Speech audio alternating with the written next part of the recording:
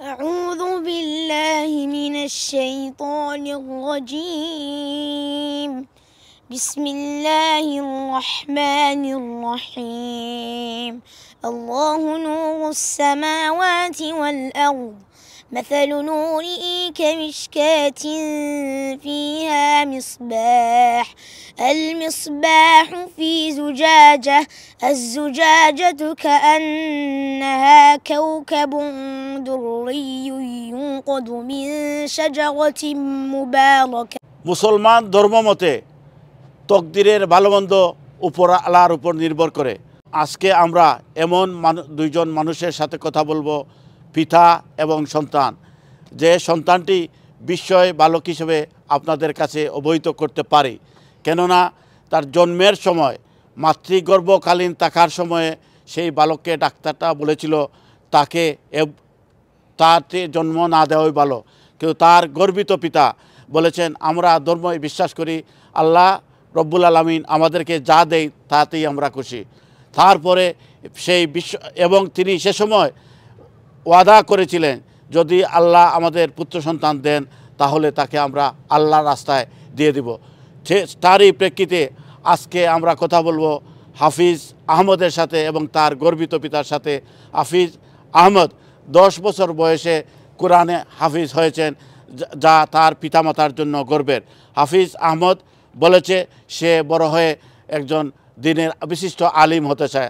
যে জিনিসটা মিরাকল হচ্ছে এখানে একটা অলৌকিক একটা ঘটনা আছে ওর জীবনে, যেটা হচ্ছে ও যখন একদম 6 মান্থ প্রেগনেন্সি অবস্থায় ছিল, তখন আমার ওয়াইফ যখন প্রেগনেন্ট ছিল 6 মান্থ, তখন আমাদের নিউম হসপিটাল লন্ডনে, তো তারা ডাক্তাররা ওকে বলছিল যে ওর সার্ভাইভ করার কোনো চান্সই নাই এবং ওকে আমার ফ্লাশ করতে হবে।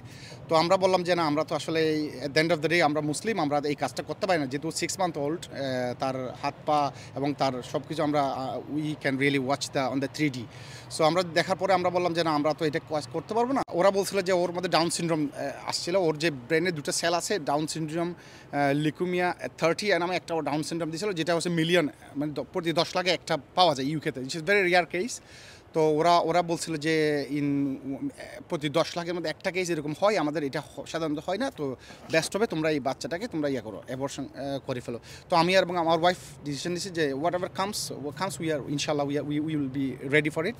সো আমরা আসলে অ্যাকচুয়ালি ওইটা রিস্কটা নিয়েছিলাম, আলহামদুলিল্লাহ ইজ পেইড অফ। সো আমরা তখনই আল্লাহর কাছে ফরিয়াদ করছি যে আমাদেরকে যে আল্লাহ রাব্বুল আলামিন ওকে ও সার্ভাইভ করে দুনিয়াতে আসে, তাইলে আমরা ওকে ইনশাল্লাহ যে আল্লাহর রাস্তা দিয়ে দেবো এবং কোরআনে হাফেজ বা আলেমে দিন করার জন্য চেষ্টা করবো ইনশাল্লাহ। ওইটা একটা নিয়ত করছিলাম, তো আলহামদুলিল্লাহ আল্লাহ রাব্বুল আলামিন ওটা অ্যাকসেপ্ট করছে এবং ওয়াজকে হাফেজ আর কি। না, স্বাভাবিক পড়াশোনার ক্ষেত্রে ওর ক্ষেত্রে যেটা হয়েছিল, আমি ওর স্কুলে যাইতো রেগুলার স্কুলে, এবং আপনারা জানেন এই দেশে সকাল 8:30 থেকে বিকাল 3টা 3:30 পর্যন্ত ডিপেন্ড করে স্কুল ভেদে। তো 3:30 পর বাসায় আসতো, বাসায় এসে 1 ঘন্টা সে তার তার ভাই বোনদের সাথে খেলতো 1 ঘন্টা, বা সে একটু ল্যাপটপ বা গ্যাজেট বেশি একটা খুব ইউজ করতো না সে।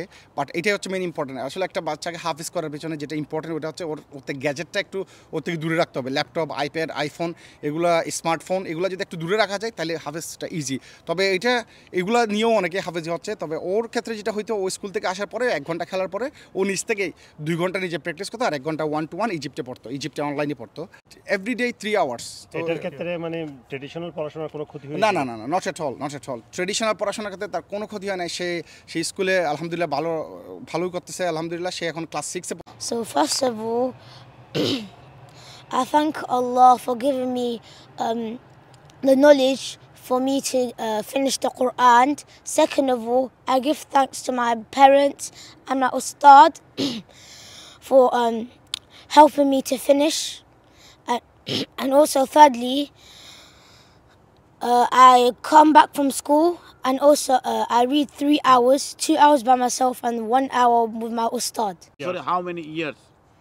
I've completed the Quran within 3 to 4 years.